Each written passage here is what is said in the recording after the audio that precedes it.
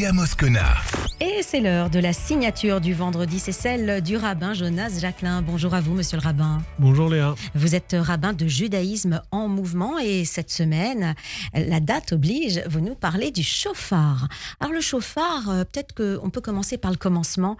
Qu'est-ce que c'est au juste et d'où vient la tradition du shofar? Alors, effectivement, le shofar, c'est une corne de bélier, littéralement, dans laquelle on va souffler, notamment à l'occasion de Rosh Hashanah.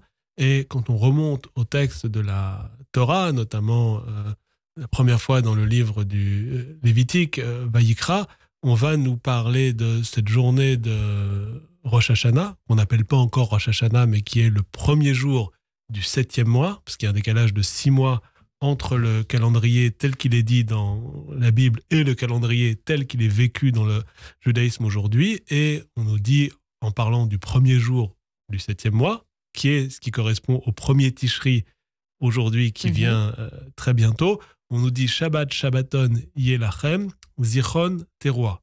Ce sera un grand Shabbat, jour de repos, pour vous, souvenir de la Teroua, donc cette sonnerie du shofar. Et au départ, Rosh Hashanah, c'est cela, le premier jour du 7e mois, avec cette convocation assez énigmatique que les sages vont commenter, expliciter par la suite, au cours de laquelle on se souvient, on évoque cette sonnerie du shofar.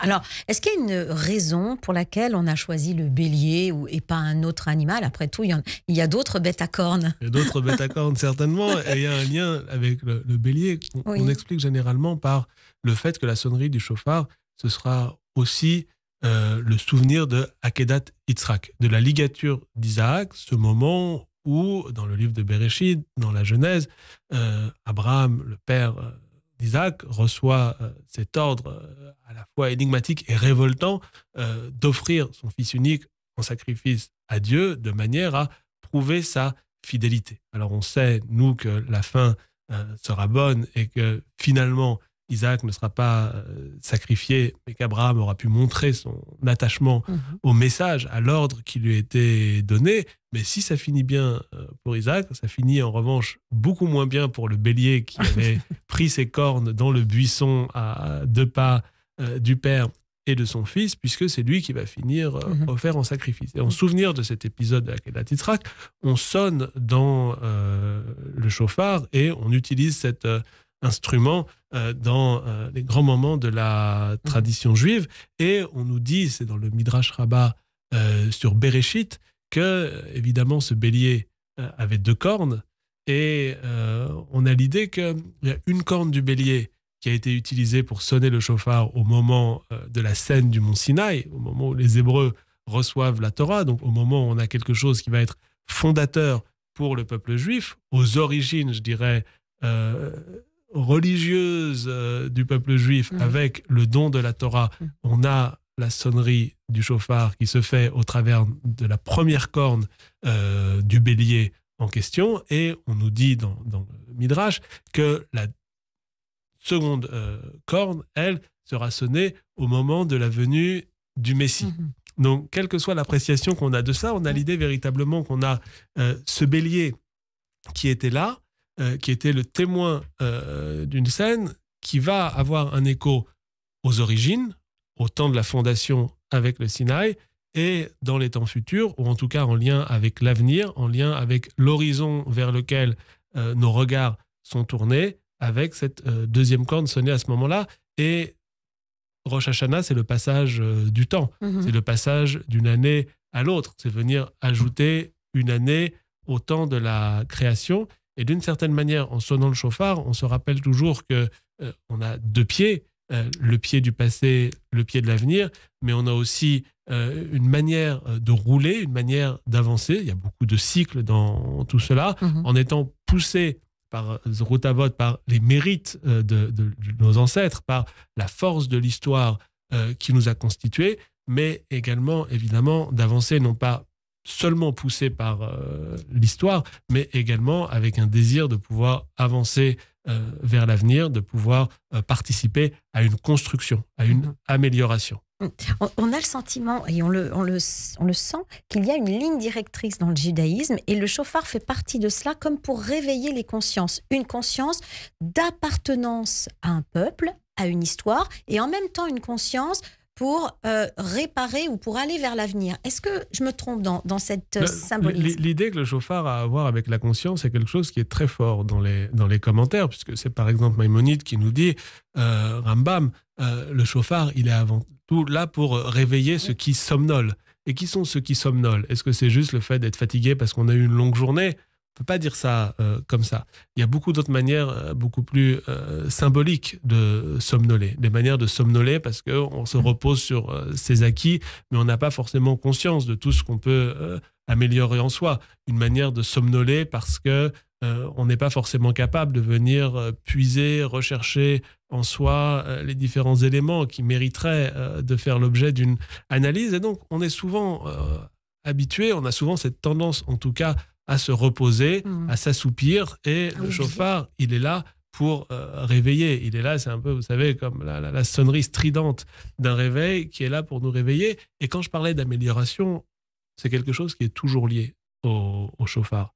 Dans le sens où, évidemment, on a ce mot de chauffard, mais c'est aussi la racine qu'on va entendre, shin, pe, resh, qu'on va retrouver dans le mot l'échapper, et c'est le fait de s'améliorer, c'est le fait de se renouveler. En anglais, on parlerait de improvement, vous savez, d'avoir la possibilité de renforcer les choses. Et on nous dit, pendant cette fête, il y a le verset qui nous dit « Tekiu b'chodesh shofar », sonner pour le mois du chauffard. Et on dit le chodesh, le nouveau mois qui vient, c'est le renouvellement, mais c'est aussi avec le chauffard l'amélioration. C'est pas juste se renouveler pour être dans le changement, mais c'est pour faire quelque chose de meilleur. Et il y a l'amélioration, mais cette amélioration n'est possible que si l'on a reçu un enseignement. Et donc cet enseignement nous vient du passé. Est-ce que ce serait ça, le chauffard, qui nous enseigne peut-être ce qu'on aurait mieux... En termes d'enseignement, on enseigne ce qu'on connaît, on enseigne ce sur quoi on se base, c'est important. Parce qu'on aurait dû mieux faire. On doit se baser sur cela, mais aussi être capable d'essayer, en tout cas, et c'est tout ce que nous dit le mois de Tishri, de tirer les leçons du passé pour avoir des bons exemples, mais aussi voir ce que sont éventuellement les repoussoirs. D'où cette introspection, cette idée d'introspection, etc. Quand on sonne le chauffard, il y a, alors je ne sais pas si ça a une symbolique ou si ça signifie quelque chose. Ce n'est pas un son continu, c'est tout comme ça, c'est discontinu. Est-ce qu'il y a une volonté particulière? Il y a toutes sortes de sonneries. Il y a plusieurs sonneries du chauffard, elles sont toutes codifiées. Il y a un certain nombre de sons qui doivent avoir été entendus. Et chauffard, c'est un instrument comparable à nul autre. C'est-à-dire, si on est habitué même à d'autres instruments avant, le chauffard va défier tous ces instruments auxquels on est habitué, et il est là pour créer véritablement du trouble, et du trouble à tous les niveaux. Le Midrash, c'est dans les Pirkei de Rabbi Eliezer, où on nous dit le chauffard est là pour troubler le Satan qui veut nous accuser au moment de passer en jugement à Rosh Hashanah, mais il doit nous troubler nous aussi, de manière à ne pas oublier ce qu'il y a dans les recoins, dans les tréfonds de nous-mêmes.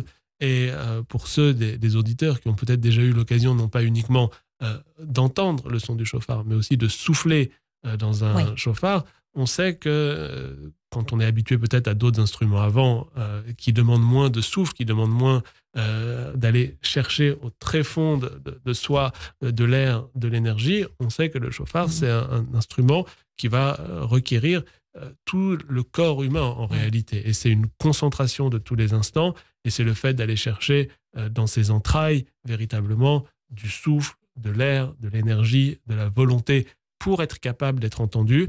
Et donc on peut dire c'est pas un instrument qui se souffle du bout des lèvres ou du bout des doigts, mais c'est véritablement quelque chose qui doit nous mobiliser, comme on est entièrement mobilisé par ce temps qui est celui de la réflexion, de la teshuva, avec l'entrée dans Tishri. C'est presque un son humain, je dirais. Il y a comme une voix humaine. Quand on se concentre bien sur ce son, on pourrait imaginer quelqu'un qui crie. Quelqu'un qui crie, comme vous le dites, avec ses tripes. Peut-être même, parce que c'est la corne du bélier qui donne cette couleur au son qui est très, finalement, chaleureux, très englobant quand même. En tout cas, il a vocation, le jour de Rosh Hashanah, à unir tous ceux qui, autour du globe, vont l'écouter. Merci, monsieur le rabbin. Et Shabbat Shalom. Shabbat Shalom, et Shana Tova à vous. On se retrouvera la semaine prochaine. Au revoir.